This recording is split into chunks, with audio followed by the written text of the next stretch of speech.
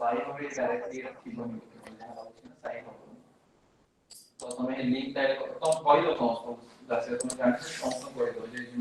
is the lecture number 5 of this advanced concept in steel technology, and today's our main topic is materials property and iron versus aluminium, or you can say ferrous versus non-ferrous metals in terms of properties and their applications. So we basically know the important mechanical properties of materials are hardness, strength. Strength includes your yield and tensile strength, and we have ductility, and we have toughness, and we have resilience. So these are the important mechanical properties of a material. So since the steels is satisfying most of the properties for a particular applications of a various applications, so steel is one of the dominating material in the universe, or actually in the world, right? Because everywhere where we go we find steels and steels. So steel is the most versatile material, we can say, because comparison to other materials like copper, aluminium, your titanium, and other metals like zinc and all, right? But the dominating one is the steels. Starting from your household applications like your utensils, kitchen utensils, right? Your some doors, your gate, the main gate, right? Everywhere you can see steels and steels, right? Let me show you the applications here first. Just look at here. This is a clip, just a paper clip. It is made up of steel, right? You can see the car we drive, the buildings, the breeze, the ships, the forks, the washing machine, the railway tracks, the heavy machineries, the this windmill, this aeroplane or aircrafts or fighter planes, and this paper clip. Everything is made of steels, right? So you can see how important steel is. We cannot just avoid steels. We cannot imagine a good world without these steels, because steel has a lot of applications. That means steel have good strength. It may be the yield strength and tensile strength, right? The steels have good ductility when it is required, because we can deform it to get a lot of shapes we want, right? And steel have good toughness also. It can absorb a lot of energy before fracture and save life. And it has good resilience, you understand. The stiffness, steel also have good stiffness, right? The amount of energy absorbed before in the elastic region itself. So due to a lot of reasons, and if we are talking about stainless steels, they're completely corrosion resistance, highly corrosion resistance they are. Even you can use steels at very high temperature. Something I am missing here, that is the power plant. If you go to a power plant, you will see only steels and steels. The boiler itself is made of steels. The pipelines where the steams flow, that is also made of steels, right? So we cannot just avoid steels. And steel, we can say the most important part is the melting point. Even it is a cast iron or it is a ferrous metal, it has high melting point basically. That means you can operate the steels at a high temperature and high pressure also.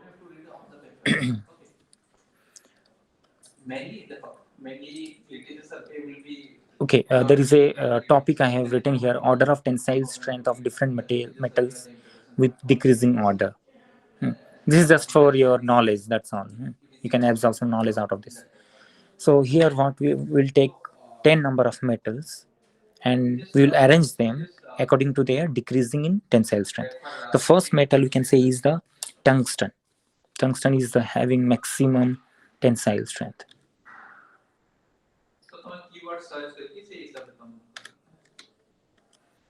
Tungsten is the first. Sorry. Tungsten is having the highest tensile strength. The second one is the chromium. The third one is the titanium. Next comes your gadolinium. Next come your iron.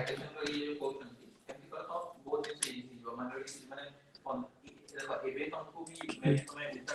Next your vanadium. Next your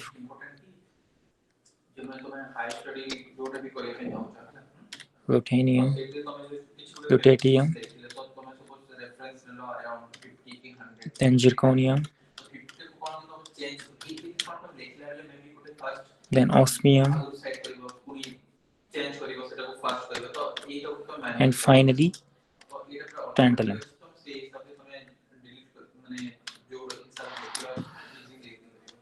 These are the order of your tensile strength. The maximum strength is having tungsten. Right? You can see the position of iron here.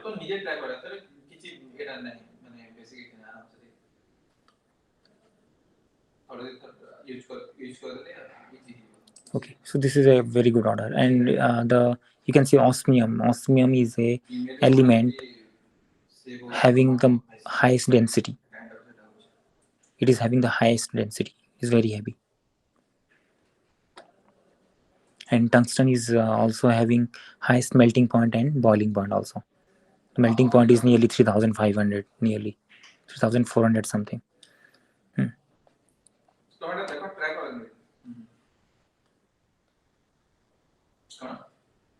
Okay, this is for just for an information. That's all.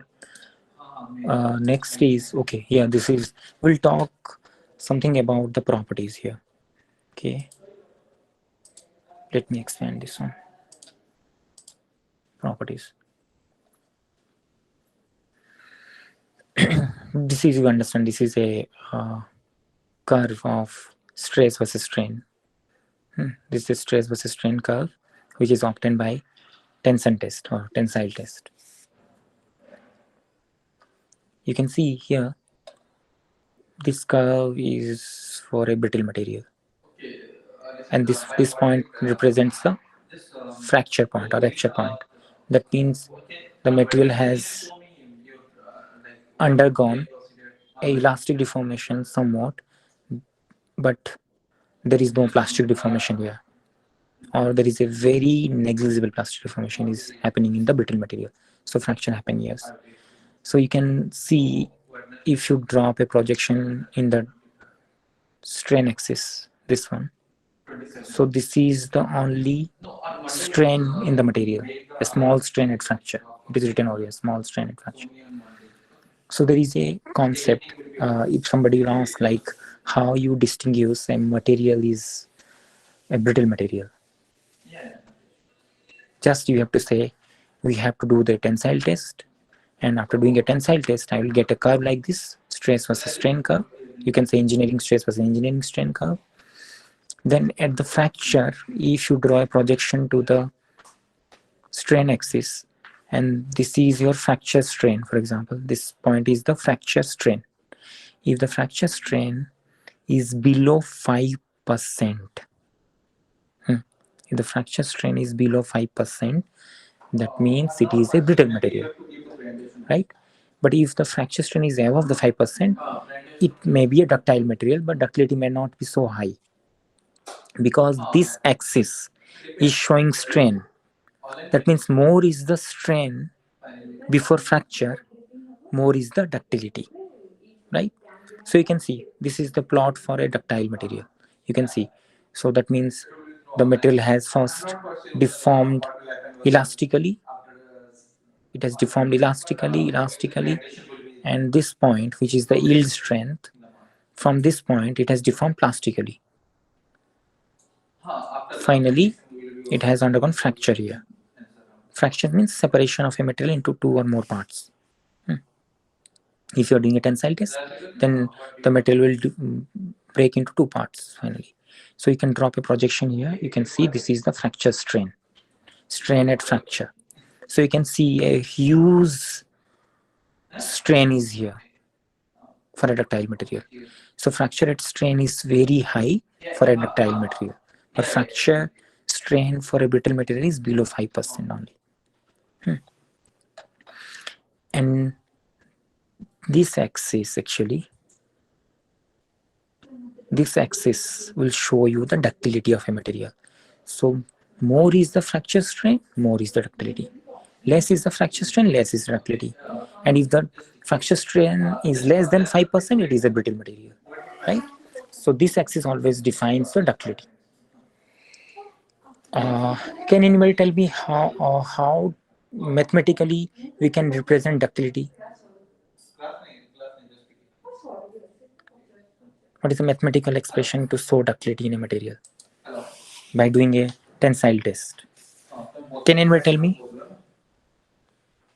Sir, changing area of cross section Okay, very good. Yes. by initial area before that fracture. Initial Okay. area. Okay, fine. Anything else? That is one way.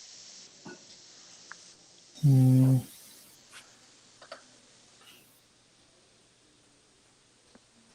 Suppose you have a tensile test sample and you are applying a tensile load, so it will get elongate. There is a Yes, sir. change in length. Yeah, in terms of length, that is the main way to define ductility. So what is that? Sir, by the true strain. What true strain? The elongation of the line divided by original length. Okay. Mm-hmm. Okay, this is see. You people know that in a tensile specimen we have. Okay, I will not go into details right now because there is a different topic about tensile test. I will discuss over there.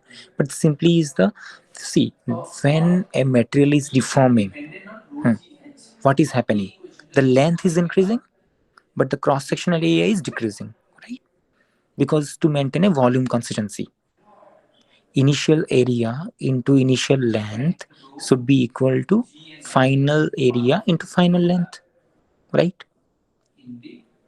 That is called consistency in the volume. Initial length into initial area is equal to final length into final area. Area means your area of cross section, right? Length is the length of the, basically if you are taking a tensile test, that is the length of the what? Which length? Gauge length, right? You people have seen that, I know. But if you haven't seen that, I will show you in the coming lecture, definitely. So what happens during deformation? The length is increasing, the cross section area is decreasing, right? So that means if there is a more reduction in cross sectional area before fracture, before separation of a component into two parts, that means more plastic deformation has happened. That means that materials have high ductility. Similarly, in other words, I can say if there is a more increasing in the length has happened before fracture, before separation of the single component into two components or two parts, then that is showing more ductility. So ductility can be expressed in two ways, either in form of area, cross-sectional area, or either in form of length, right? So in form of length, that is called what? Percentage elongation. Percentage total elongation before fracture. Percentage total elongation before fracture. That means before fracture, how much elongation has happened in the material, how much length has increased in the material. So you understand, simply the final length minus original length divided by original length, right? Or original means initial length. So final length minus initial length divided by initial length is the percentage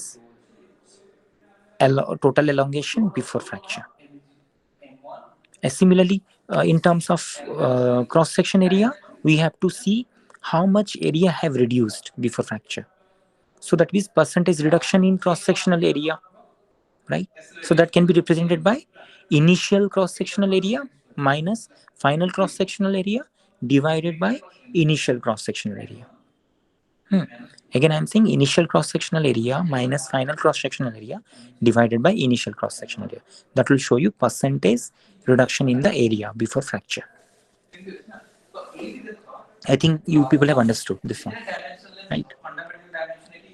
So many people get confused whether to write initial cross-sectional area or final cross-sectional area, or whether to put final minus initial or initial minus final. So let me tell you how to you can easily remember this thing. Always remember the numerator should be greater minus smaller. Numerator should be greater minus smaller, and denominator should be initial one always. For example, reduction in the cross-sectional area. So you understand, initial cross-sectional area is greater, final cross-sectional area will be smaller. So that's why I write initial cross-sectional area minus final cross-sectional area. And since I told you in the denominator you have to write the initial one, so you have to write initial cross-sectional area. But in case of length, reduction in the, or sorry, increasing in the length, that is you can write final length minus initial length by initial length, because final length is greater, initial length is smaller. So that is the way you can remember that thing. Okay, anyways. So that means this axis will show you the ductility. So more is the fracture strain, more is the ductility. Less is the fracture strain, less is the ductility, because this is the fracture strain and this is the fracture strain for ductile material up to this. Anyways, so there is an important concept, that is toughness. Toughness basically, in general statement, you have to remember toughness means, suppose I am saying this material is having high toughness, so that means it has a good balance in the ductility as well as strength. Strength is good and ductility is also good in that material. That is the toughness, because strength and ductility are inversely proportional. If strength of a material increases, ductility decreases. Or if I'm saying the ductility is increasing, the strength will decrease automatically. But if I'm saying this material is having good toughness, that means you understand there is a balance. There is a well balance between the strength and ductility. That means it is showing good ductility, also good showing good strength. Optimum. So toughness can be determined by the same tensile test, and you can see this is the area. This is the area under this stress strain curve is showing the ductility. Sorry, toughness value. That means more is the, that means you understand, if the fracture will go more and more, the toughness will increase, obviously. And this should be also more and more. If this point will be more and this one also become more, so toughness will be more, obviously. Fine.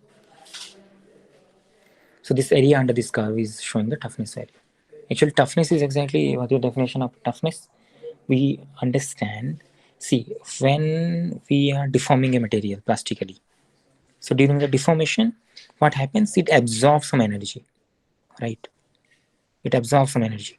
So that means more it absorbs the energy, more is the toughness value in a material, right? So that means unless until it is getting fractured, it is absorbing energy. But the moment it gets fractured, the energy absorption will stop over there, right? So that means some people call, you can define what is the toughness. You can define toughness in like this.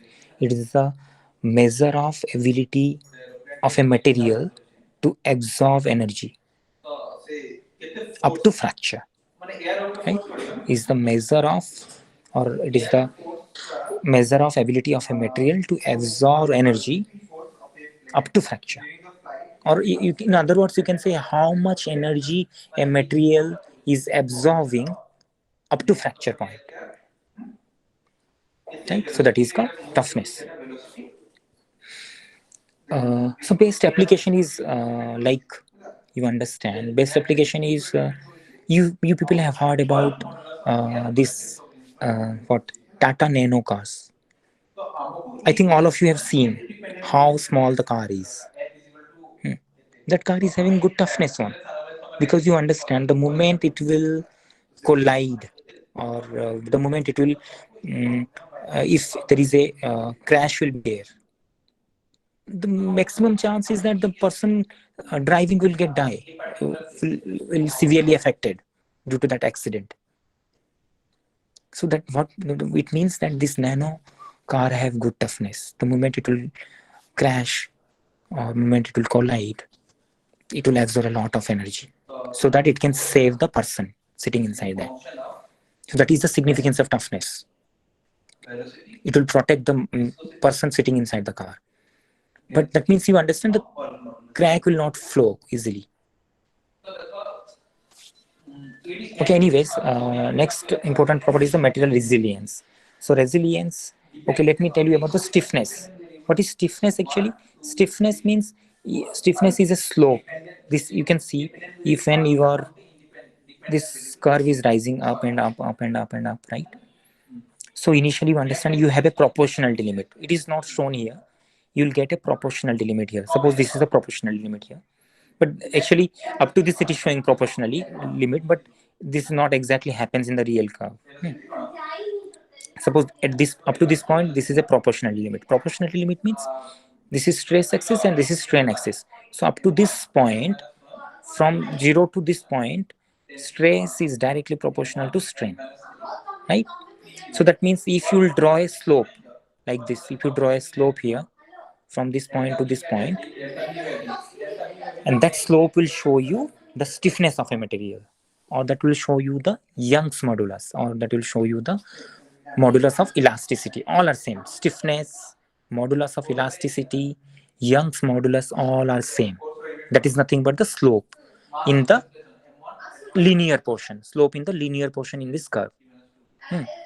Stress by strain. So that means you understand if my plot will be like this and it will move like this.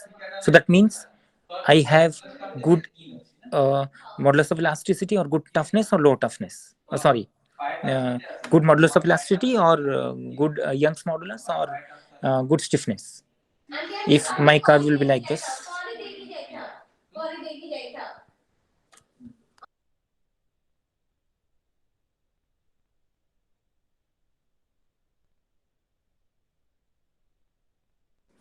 Hello? If my curve will be like this instead of this one, my curve is like this. So my material have good stiffness or low stiffness. Instead of this one, and if the curve will be like this. Low stiffness. Yes. Low stiffness. Obviously low stiffness because why? Slope will be less. Yes. Strain will Yes, be because less. I told slope will denote your stiffness value. That is nothing but the Young's modulus or modulus of elasticity, right? So that means more is the stiffer the slope is in the elastic region. Listen it carefully. More stiffer is the more if this one is more stiff during in the elastic region. In the elastic region, if more stiffer the curve is, more is the stiffness of a material. That means you understand when you are applying a tensile load, you, elastic deformation will not happen easily. You have to apply more load to deform it elastically, right? Elastically means it is a temporary deformation. The moment you release the load, it will come back to its original shape. There is no permanent shape change. There is a temporary shape change, but the moment you release the load, it will come back to its original shape, right? Okay, fine. Do you people remember I told once during our designing purpose, when we are designing a material basically, or for a designing engineer, which strength is more important, yield strength or tensile? This strength is the tensile strength, huh? Up to this point, if you draw a projection up to this one, that is called tensile strength, UTS, ultimate tensile strength. But this point is your yield strength. So which strength is more important for designing, where stress acting are very high?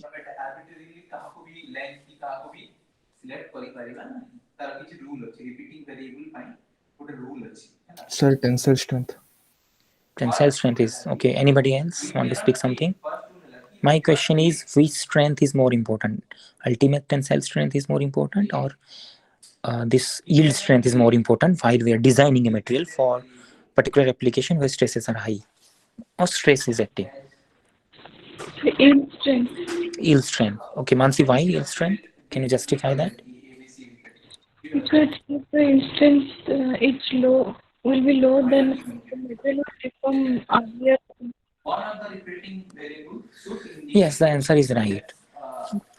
Everybody should remember this one. Whenever a person is designing a material for the application where stresses are high, or when normal stresses are also acting, they always look into the yield strength. Yield strength means, this is the point. Yield strength. Yield strength is the strength at which the plastic deformation starts, or permanent deformation will start, right? So that means the person will design in such a way that there will be no plastic deformation. We understood. There should not be there should not be plastic deformation in the material during the application. You can see after deformation, it is the stress is going down somewhat. There is a easy flow of material is happening, but again it will increase. That's fine. You so always, a designing engineer always look into the yield strength. So he will design such a material whose yield strength should be very high, or the stresses acting on the material should be very low, below this yield strength, like this. Suppose this much stresses are acting, because this is a stress axis, no? So there should be a safety factor of safety should be there. The stresses acting are, suppose, this much, yield strength should be this much.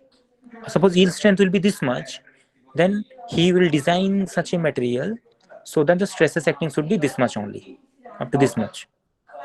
Fine. And for a metallurgical engineer, which stress will be more beneficial? For a metallurgical engineer, suppose you are working in a rolling mill, so which stress is more important? Or both stresses are important? Suppose you are working in a rolling mill or plate mill, for example. So in that condition, which stress will be more important? Both stresses or only yield strength?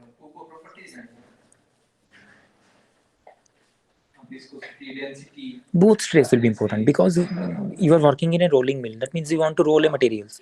You want to deform the material plastically. So you should have a knowledge on this yield strength. You have to apply stress more than that. Then only it will deform plastically, right?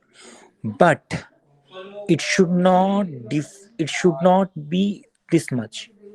This is the factor of safety, right? Because if you apply low stress for rolling, which is more than this one, then there will be what? There will be necking and it will fail, right? So these two strengths are important. The stress acting on the material during rolling should be greater than this, but less than this one. It is okay? You people understood? Yes, sir. Okay, let me tell you another interesting point. Okay, fine. You people understood this curve. This is the strain hardening part up to this, and this is the necking part. If necking will start, the material is getting fail. Anyways, I'll not discuss it here. I will discuss that somewhere else.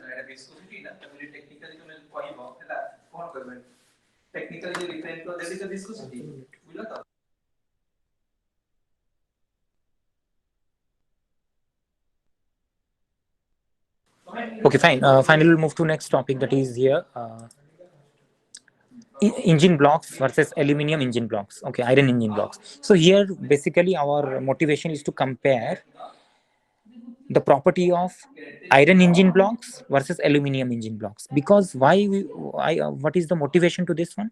The motivation to this one is, you understand, engine block. This is a diagram of an engine blocks. This is a aluminium engine block, and this is a cast iron engine block. Compacted gray cast iron, CGI iron, compacted gray cast iron. Or mottled, sometimes it is called mottled cast iron. Anyways, engine blocks, you understand, without an engine block we cannot imagine a car, or we cannot imagine a bus or truck or automobiles. We cannot imagine that, which is very important part. Like it is a skeleton of your body, or skeleton of a car or bus or truck like that, automobiles. So what is the motivation to this topic is actually in earlier days we basically use cast iron engine blocks. But soon with the years, aluminium is replacing the cast iron. So why? The question is why? Why aluminium is replacing? Aluminium is very soft, right? Obviously, we know that the melting point is only 660, but if you are making an alloy of that, it may be somewhat more.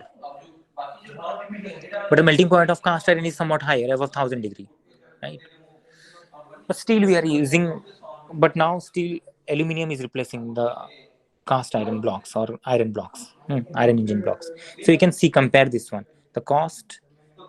Okay, can anybody tell me quickly cost? If you compare the cost of aluminium and iron, which one is cheaper and which one is expensive? This is a discussion. Just use your knowledge and tell me. Aluminium is cheaper or iron is cheaper? This is for aluminium, this is for iron.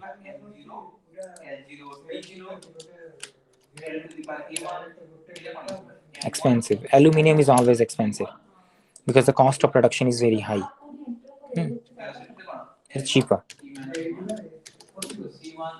Similarly, if you consider density, yeah, you people can say me weight and density. Which one is lighter and which one is heavier? Hmm? Which one is lighter and which one is heavier? Sir, iron is heavier. Obviously, iron is the weight of iron or steel is very heavy. Is heavy. Or densities you can write high density. Sorry, you can write high weight or it is heavy. This is lighter. So this is the benefit, you understand. The benefit comes over here. This is the one of the main reason why aluminium is replacing the iron in making engine blocks, right? Second, stiffness. Can you tell me what about stiffness? Just I told you what is stiffness. Young's modulus or modulus of elasticity. Iron is stiffer than aluminum. Yes, very good. High stiffness. This is low compared to iron. Then wear resistance. You have to remember, wear resistance is directly proportional to hardness. High is the hardness value, high is the wear resistance. Wear means removal of material from the surface due to relative motion of two bodies. Suppose you take two pieces of iron. In one hand you have one iron piece, and the other hand you have another iron piece, and you are rubbing them. If and the material is getting removed slowly from the surface, that is called wear behavior. A resistance to wear means even if you are rubbing them, there is no removal of material from the surface. So can you guess? Wear resistance is high for which one? High for iron. Very good. For this one, low. Then noise and vibration absorption. Obviously, engine means you understand there will be vibrations, there will be noise. So absorption will be better in which case? If you have attended the previous lecture, you can tell me.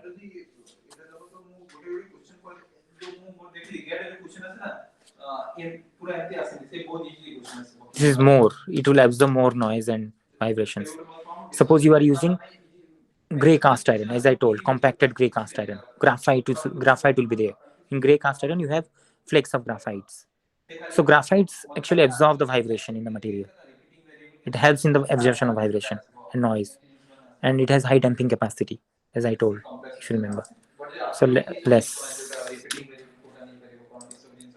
Thermal conductivity. This is easy. Can you tell me which have high thermal conductivity? Aluminium or iron? Aluminium is more conductive. High or low? High. Yes. High. This is so. Can you tell me the benefit you are getting here from this? Just look at this one, engine. Compare this one. Sir, transfer of energy. Yes, transfer of energy, transfer of heat. Heat and heat, yes. Obviously, heat will generate, and if heat will retain for a long interval time, the lifespan will decrease, obviously. but aluminum have an advantage over here. It will easily release the heat. It's a cooling effect, you can say. Easy to repair. Here actually it is difficult, but it is easy to repair. I don't know what may be the reason, but somewhere I've seen this one. This is one important part here.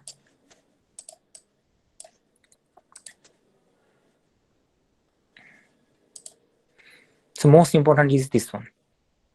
Okay, I'll show you again, same thing. Suppose you want to compare stainless steel versus aluminum.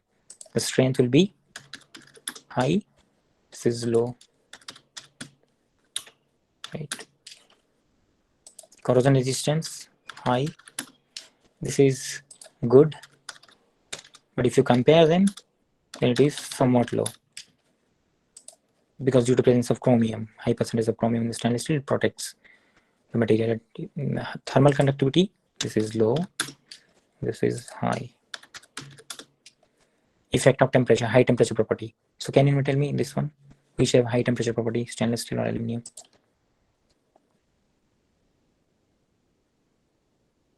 Good, huh? Basically what happens if you take the aluminum above 200 degrees centigrade, the strength will reduce to a large extent. So high temperature property is very poor. But even if you are taking the iron or stainless steel to a temperature of 700 degrees centigrade or 600, it will work good. Poor. Easy to cut. This is difficult somewhat due to presence of this chromium nickel, but easy to cut. Yes. Welding property, good. The welding property aluminum is poor due to formation of oxide layer, and it is soft somewhat. Basically due to formation of oxide layer on aluminum. Poor welding property, but this has good weld property. If you compare this one, cost obviously high, cost low, but maybe you can compare them. Yes, so this is one and the comparison. Okay, finally if you compare normal steels, the steels for automotive applications, steel for automotive application, automotive applications mean the steels which is used for making automobiles, car, bus, trucks and all. If you compare this one with this one, can you people tell me quickly now? Tear. Suppose you are you want to tear a material out of the body. So which one will be easy to tear? Aluminum body or steel body? Just think of it. It is easy. Aluminum body can easily tear. Difficult. Suppose dent. Dent means, you understand? Dent means, suppose you are driving a scooty and you by mistakenly collide with a tree, but the collision is very not severe, just like that. So a dent may happen in your scooty where there is a collision. It will deform somewhat, or there is a change in shape. It's very small change in shape, that is called dent. So dent, where dent will be severe and where dent will be not severe. Severe in aluminum. Yes, severe in aluminum. But condition is same, load is acting on the material. What about the cost?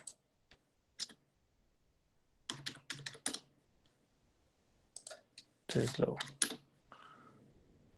Weight of the body, finally, High, sir, there in steel. high, and this is low. The thing is, this is very interesting. Let me tell you. Do you people remember the density of aluminum? 2 point how much? Nearly 2.3 right. But the density of iron is 7.6, like that. Am I right or wrong?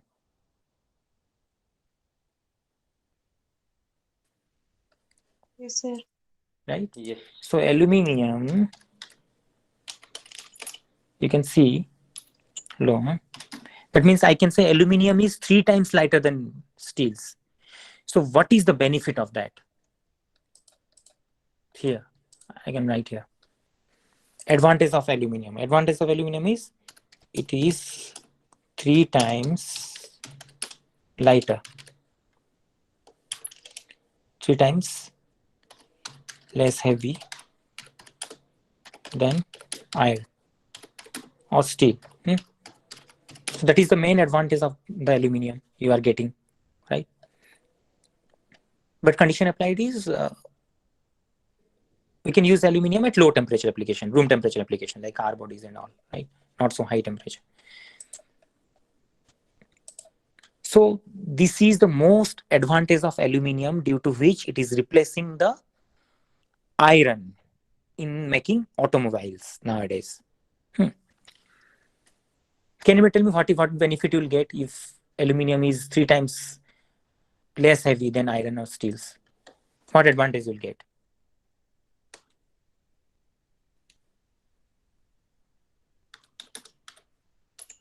Just think of it.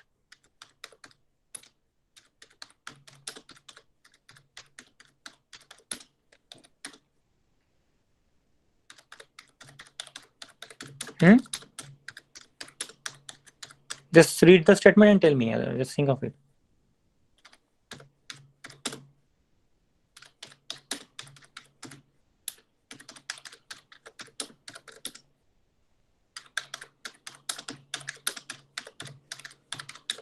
Now you got the answer?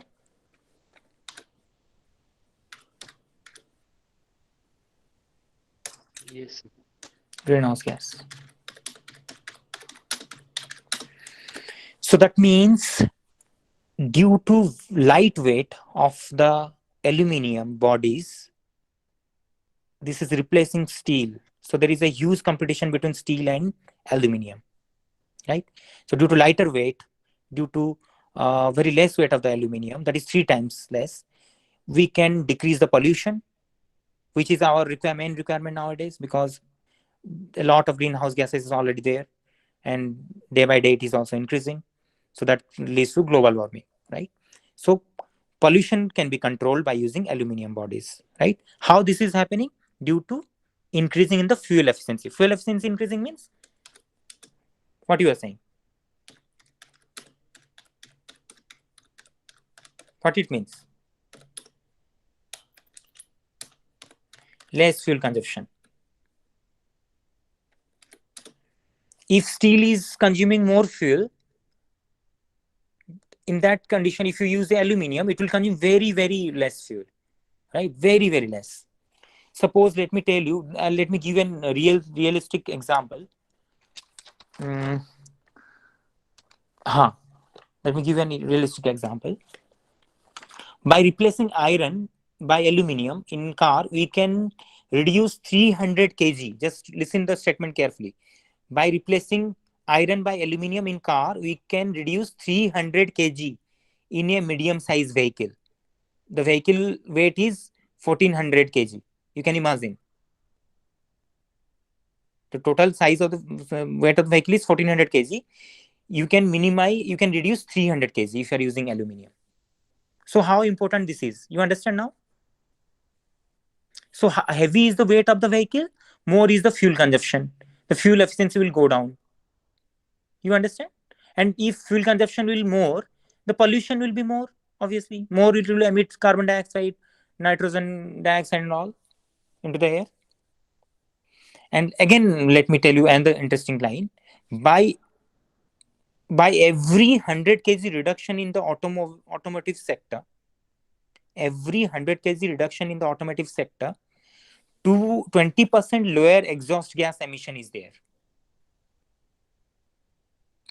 Every 100 kg reduction in the automotive sector, there is 20% lower exhaust gas emission. So how beneficial aluminium is nowadays, you understand?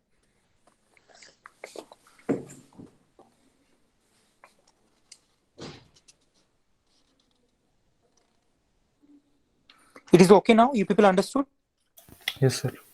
So how So that is why there is a huge competition between aluminium and iron. But iron, people don't want that, they should be getting replaced. Nobody will buy iron then, right? There is a loss to the iron industry, a steel industry. You can see there is a beautiful example. This is a Audi car. Fast all aluminium Audi car, or Audi A2. Some people call AA series car. That means entire body is made up of aluminium. There is no trace of steel is present here. You can see aluminium cars. So you understand why Audi is making aluminium car? What you can write? What is the conclusion here?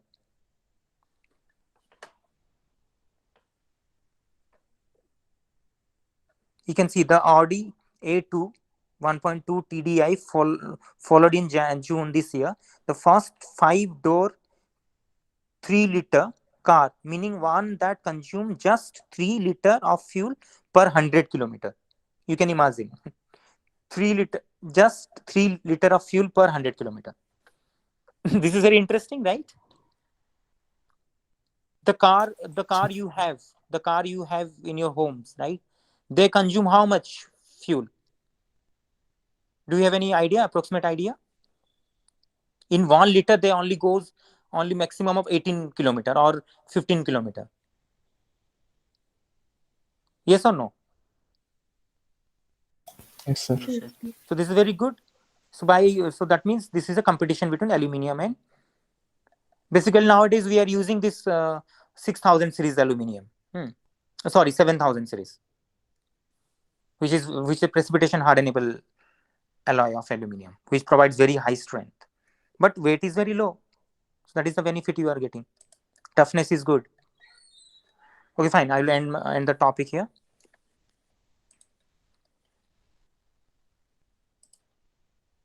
And just I will take 1 minute.